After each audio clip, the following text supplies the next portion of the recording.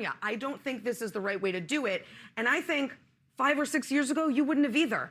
5 or 6 years ago, I would say maybe like 1.5 years ago. But Maybe. But I mean, look, I think that SC raises a very important point. What do you mean by that?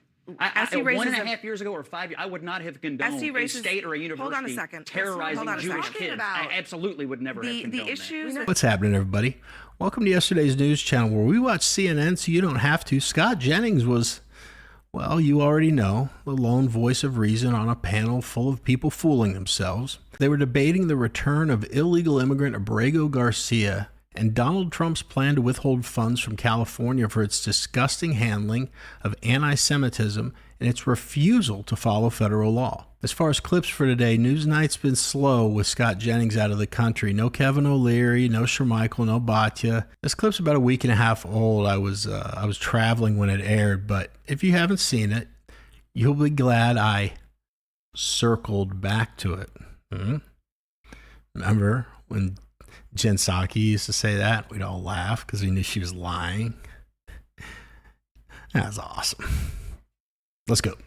If you committed a crime, if you are illegal here and have committed a crime, deport them. There is no one who is against that. Please deport him. But he deserves due process like everybody else. And the reason being is because if you don't give Abrego Garcia due process, then the next person they won't give due process is you. And that is a fact. That always happens. It's happened through the history of this country.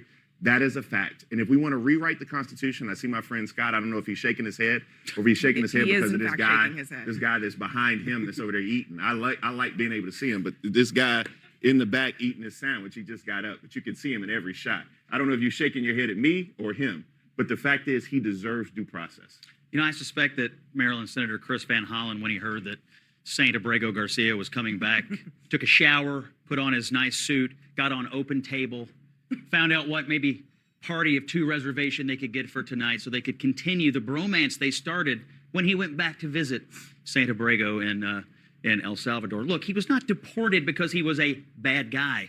He was deported because he was an illegal immigrant living in the country illegally for 14 years, who had gone through due process, who had an existing deportation order. It so happens that it turns out he may in fact well be a really, really bad person that we would not want in the country. Here are his possible outcomes. Number 1, he gets convicted of this stuff and goes to prison for a long time.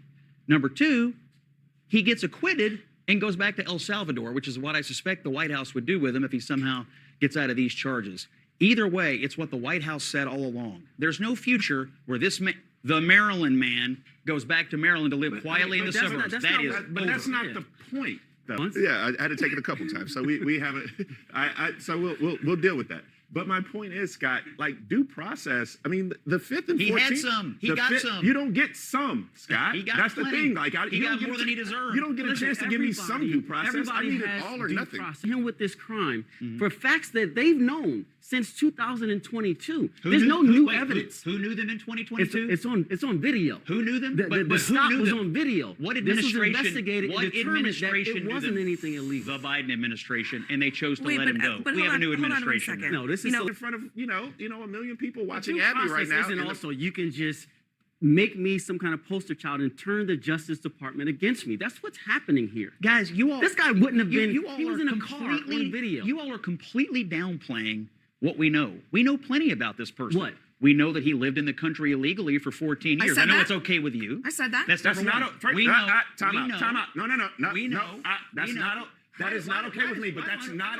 But that's not a. But that is literally. First of all, we all know that you both interrupt each other all the time. That is not a crime. To live in the country illegally? That's not a crime. That's a status offense. Stop telling people stuff that's not true. I am just. My mind is so blown here. Go ahead and finish. By the last 2 nights Scott, with you about it's not a criminal offense. Bakari, just give. Can we give? It's a civil violation. Bakari, can we give Scott? So he's in the country illegally 14 years. That's number 1. We also know what his wife told the courts and law enforcement about him. That he was violent, that he beat her. But he's not being charged with that. That he was. Hearsay. That he was. So you said we don't know if he's a bad guy. We don't. I trust his wife when she runs off and says, "Please protect me from what this man." What if his wife said, "This man's great"? And you wouldn't trust her. That's insane. You're acting like we don't know things. We do know things. We prosecute know. Him. And so, prosecute him. At a minimum, what we know should be more than enough for anybody at this table to say, "Yes, please Scott, get him the hell out." Let me ask you this: Do you prosecute him? Let me this. Do you think they charged him to try to save face? Yes or no? Honestly, I think do they you charged him believe because he committed with a crime crimes. to try to save face? Yes or no? I think they charged him because he committed serious crimes, apparently. Scott, That's why they charged can we him. agree on this? He should be prosecuted for domestic violence. He should be prosecuted for every crime he committed. And when he's found guilty, he should be deported. I think he should be deported anyway, regardless of this other stuff. That- To me, but- the only issue that so ever does really the con- mattered was that he was in the country illegally. Does the Constitution work or not? Yeah, and he had a deportation. But now we're Agree or building into disagree? where Okay. the Justice Department is being He had a used for political deportation order. reasons, and that shouldn't happen. We're gonna hit pause. Am I mistaken, or wasn't it always believe all women except Abrego Garcia's wife? All right, let's go down the line. So let's start with this ridiculous idea that if we don't give due process to Abrego Garcia, an illegal immigrant who snuck into the country, somehow you now, a U.S. citizen, are next in line to lose your rights. What? That's not how any of this works. Remember that? That's not how any of this works. That's like still a meme, right? The Constitution protects citizens, not people here illegally. These guys are acting like skipping over due process for a cartel-connected illegal alien is going to spark a constitutional crisis for soccer moms in Ohio. I don't think so. And then there was the nonsense idea that entering the U.S. illegally is merely a process violation. No, it's not a clerical error. It's a criminal offense. 8 U.S. Code Section 1325 makes it a misdemeanor to enter the country illegally, and a felony if it's repeated, which it was in Garcia's case. So to be clear, crossing the border illegally is a crime, not just a misplaced form or an oopsie. How are we still talking about this? I mean, can I remind everyone, we're not talking about some poor farm worker here. We're talking about a man who was deported once, ignored the law, came back, and since then prosecuted for domestic violence, suspected of gang activity, and flagged as a public safety risk since 2022. But sure, this is a big problem for the country. Let's whine about his process. We don't have anything else to worry about. The Trump administration deported Abrego Garcia. That just should have been the end of it. We all know it. He was an illegal immigrant with a deportation order. He was gone, case closed. When the left started melting down, screaming about due process and pretending the guy was some innocent victim, the court stepped in and Trump's DOJ, under legal pressure, not because they wanted to, not because they thought he deserved to be here, because it was just politically easier to shut everyone up. But in doing so, they just opened this guy up to even more scrutiny. And what do we find? Surprise! Garcia isn't just someone who broke immigration law. He's potentially a very bad guy with a violent history and connections no sane person would want in their neighborhood. But hey, let's all cry about his civil liberties, right? Whew, that was a long one. Back to it. What is being talked about, the issues, the specific issues they're talking about in here? Well, I think they have good reason to go to war with California because they've done terrible things. The university system there, maybe worse than any other system in the country, terrorized Jewish kids, allowing for Jew exclusion zones on campus and refused to take responsibility for it. That's number one. They're violating the president's executive order and the administration's views on Title IX regarding boys playing girls' sports. And I'll give you a third one that's breaking tonight. The mayor of Los Angeles is saying she's not going to cooperate with the Department of Homeland Security and ICE as they try to round up illegal aliens. And so you have a state right now being run by a bunch of people who do not want to comply with clear federal law and clear federal mandates, and somebody needs to confront them. The president is doing The it. president is on the trans. A political point. And so even if we agree with your issues with California, do you really think that this is the best way, this blunt object that is both personal and political, is the way to force California's hand on this? I do think the confrontation is necessary, but I'll take one part of your argument that I think is worth discussing, and that's the idea of states' rights. So you're saying that in the name of states' rights, we should allow the California university system to set up Jew exclusion zones because they believe it's okay as a state? No, I Then granted is the you those confrontation not problems. worth having on behalf of those students alone? The confrontation is Donald Trump saying, adopt MAGA values or I'm going to punish you by taking It's not federal MAGA dollars values away. to eradicate anti-Semitism. It's not MAGA You're values to picking protect issues. girls. You're It's picking not issues. MAGA values to deport illegal aliens. It's just American law and American values. And Donald Trump doesn't I'm care not about disagreeing anti-Semitism. with your issues with California. I don't think this is the right way to do it. And I think 5 or 6 years ago, you wouldn't have either. 5 or Crazy 6 thing. years ago, Maybe.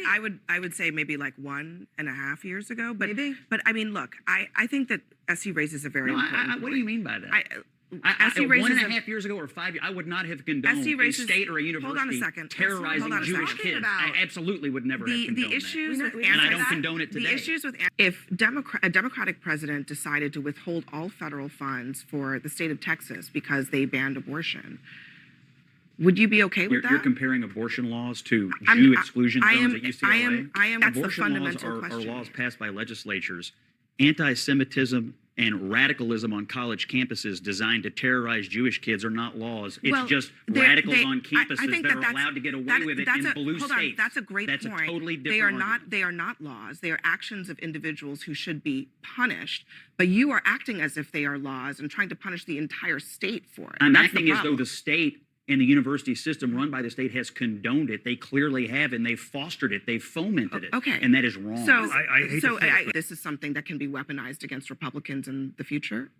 I would not expect Republicans in a state to set up situations where we're clearly violating and terrorizing children on college campuses, people on college campuses. That is happening in blue states, that's happening in cities, and it's happening by progressive radicals on campus. Do you recognize that that is not the only? But there are a whole host of other things. The Democratic president could easily say, on the issue of women's rights and abortion, we are going to penalize a red state if they try to abridge what a Democratic president believes are their rights. I don't doubt that they could try to do that, and I'm sure much of this is going to wind up in court. The reason I appreciate the confrontation is because it brings these issues to light, and it gives everybody a chance to discuss what SC said. Is this state being run properly, and is it being run to the detriment of the people who live there? I would say the Jewish kids and the people who want the illegal aliens out, and all the people who are affected by these blue state policies might say, thank God for the president. I don't think I need to tell you guys this, but let's just briefly go over why Trump's threat to cut funding is completely justified. California is actively refusing to follow federal law. Karen Bass has said she won't cooperate with ICE. The state has violated Title VI protections for Jewish students. There are Jewish exclusion zones, as Scott said. Actual signs and online flyers saying Jews aren't welcome in certain areas on college campuses. And the so-called leaders of the California university system promised to combat anti-Semitism in California after a bill was introduced, AB 1597, which would have required anti-Semitism awareness training in public universities. It passed the California Assembly unanimously in May 2023. And then it died in the Senate. They couldn't even follow through on basic protection for Jewish students. Protections like happen so often with Democrats that they publicly claim to support. So I feel pretty comfortable that it's fair to ask whether taxpayer dollars should keep flowing to a state that refuses to follow the law or protect its students. But the retarded take of the night had to be, well, what if a Democrat withheld money from a red state over abortion bans? Would you be okay with that? No, because that's not even close to the same thing. We're talking about a literal invasion of illegal immigrants, violence in our streets, and hate-fueled anti-Semitism being normalized on publicly funded campuses. I mean, nice try, I guess, for the Democrat. You see this all the time. The left loves to blur the lines between lawlessness and policy disagreement. But I think there's a pretty big difference here. One is illegal. The other is a policy you just happen to not like. I mean, Scott dominated the debate as always, but it's worth saying when your panel is more outraged about punishing lawless states than they are about protecting American citizens, they kind of show their cards and tell you exactly where their priorities lie, don't they? That's why I love covering these clips, though. Not because they're shocking or surprising to you with the way they play out, but because they're revealing. They show just how far off the rails the progressive establishment will go if we, you and me, don't continue to hold the line every day. What are you guys' thoughts? Is Trump right to withhold funds? Should a foreign criminal get more rights than you and me? And you think California will ever clean up the mess they've made? I'm not holding my breath. Let me know what's up in the comments. Anyway, that's it for this video. If you haven't made it this far in the video before, the channel has a goal of 20K subs by the end of June. I think I've got less than 2 weeks and I still need about 8,000 subs. So you have no idea how hard this is for me, but I think I need to face facts that I'm not going to make it. So all I can ask now is, please, let's make as much progress as we can. So like 6 months from now, I'm not hitting 20K. And it's like, dude, you were a little overconfident back then. It's going to make me look like such a douche forever. But regardless of what happens, you guys know how much I appreciate all your support. So if there's any other ways you can support the channel, you know I'd appreciate it. Otherwise, as always, thanks for taking a couple minutes out of your day to watch my video. It really, really means a lot to me. I know your time's valuable. Never forget, Jesus loves you. See you guys.